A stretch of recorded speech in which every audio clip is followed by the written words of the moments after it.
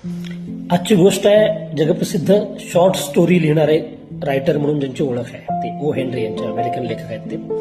आणि त्यांची एक लास्ट लीफ म्हणून अतिशय गाजलेली कथा आहे. त्याच्यावर आपल्याकडं हिंदीमध्ये एक फिल्म सुद्धा झाली होती लुटेरा नावाची, ज्या फिल्ममध्ये सोनाक्षी सिन्हा आणि रणवीर सिंग दोघांनी खूप अपलादून काम केलं होतं. या गोष्टीमधली सिओ आणि जोन्स या दोन मैत्रिणी आहेत. त्या ग्रीनिच विलेज नावाचं एक अमेरिकेतलं गाव आहे, त्या गावामध्ये ते राहतात.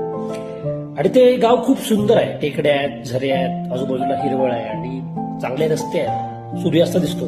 आणि म्हणून तिथं चित्रकारांची झुंबड उडालेली असते. सतत तिथं चित्रकार आपली वेगवेगळी चित्र काढत बसलेले असतात आणि या दोघी सुद्धा चित्रकार असतात. आता होतं असं की त्या गावामध्ये न्यूमोनियाची साथ पसरते आणि त्याच्यातली जी जॉन्स नावाची मुलगी असते ती आजारी पडते. आणि त्याच्या खिडकीतून एक झाड दिसत असतं आणि पानझडीचा मोसम असतो. त्या झाडावरचे एक एक पानं गळत असतात आणि ही मुलगी आजारी पडते निमोनियानं. आणि तिला असं वाटायला लागतं की त्या झाडावरच्या पानांशी आपल्या जगण्याचा संबंध आहे. आणि जशी एक पानं जातील तसं आपलं आयुष्य कमी होणार आणि शेवटचं पान उरले ते गेलं, ते पडलं, गळून पडलं की मी सुद्धा मरून जाणार. आणि त्याच्यामुळे तिला सतत धास्ती वाटत असते आपल्या जगण्याची.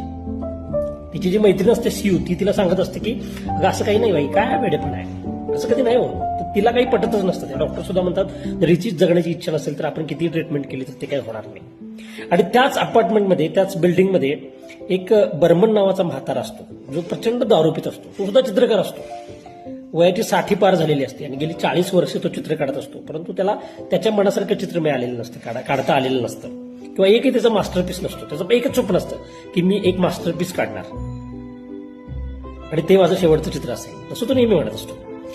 आणि त्याच्यामुळे तो चित्र काढण्यासाठी प्रयत्न करत असतो. पण गेल्या काही काळात त्यानं चित्रांना हातही लावला नसतो, कॅनव्हास हातात घेतलेलाच नसतो. आणि इकडं या दोन मैत्रिणींचा सिओ आणि जॉन्सचा तो एक चांगला मित्र असतो, म्हातारा मित्र असतो. त्या दोघींना तो सगळ्या प्रकारची मदत करत असतो. आणि जेव्हा त्याला कळतं की ही जॉन्स आजारी पडलेली आहे आणि ती असं म्हणते की त्या झाडावरच्या पानांशी माझ्या जगण्याचा संबंध आहे आणि शेवटचं पान गळून पडलं की मी मरून जाईल. आणि खरंच शेवटचं पान एक उरतं आणि ती खिडकीतनं बघत असते जॉन्स.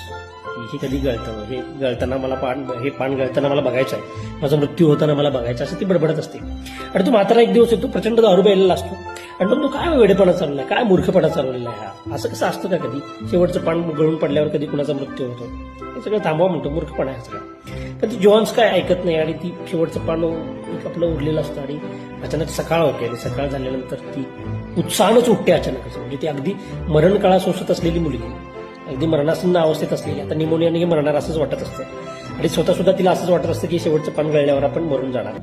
पण ती सकाळी उठून बघते तर एवढ्या वादळ वाऱ्यामध्ये, पावसामध्ये, बर्फ पडत असताना ते पान जसंच्या तसं असतं झाडावरती खिडकीतनं बघितल्यानंतर. आणि मग डॉक्टर येतात तपासायला तिला. डॉक्टर म्हणतात अरे वा तुझी तब्येत चांगली झाली, आता काहीच काळजीचं कारण नाही आहे. हे आश्चर्य आहे खरं तर. आणि आता तू खाण्यापिण्याकडे लक्ष दे, पथ्य पाळ, तुझी तब्येत आता ठीक झालेली आहे.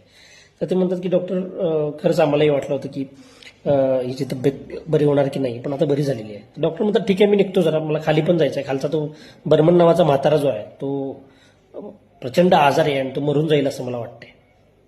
तर या दोघींना आश्चर्य वाटतं. कालपर्यंत तो ठीक होता, तो कालपर्यंत भेटायला मला आलेला आणि ते खाली जाऊन बघतात तर तो मरून पडलेला असतो. आणि कुणीतरी सांगितलं की तो रात्री पावसात कुठंतरी गेला होता आणि त्याचे कपडे बूट चिंब भिजलेले आणि तशा अवस्थेत तो आल्यामुळे त्याला निमोनिया झाला. ते म्हणतात की नेमकं काय यानं केलं बघूया तरी. ते झाडाच्या जवळ जातात आणि ते जे लास्ट लीफ असतं, जे शेवटचं पान असतं ते पान ते बघतात आणि ते पान एक सुंदर चित्र असतं. म्हणजे जे शेवटचं पान आहे ते गळून पडलेलं असतं आणि त्या जागी त्यांना एक सुंदर चित्र काढलेलं असतं आणि तेच त्याचं मास्टरपीस असतं. अतिशय भावना प्रधान म्हणता येईल किंवा भावनेला हात घालणारी ही गोष्ट आहे. एखाद्या कलाकारासाठी त्याची अंतिम कलाकृती ही एखाद्याचं जगणं असू शकते किंवा एखाद्यासाठी एक नवा जन्म देणारी असू शकते, संजीवनी देणारी असू शकते, अशा अर्थाची ही कथा आहे. ओ हेनरींना सॅल्यूट.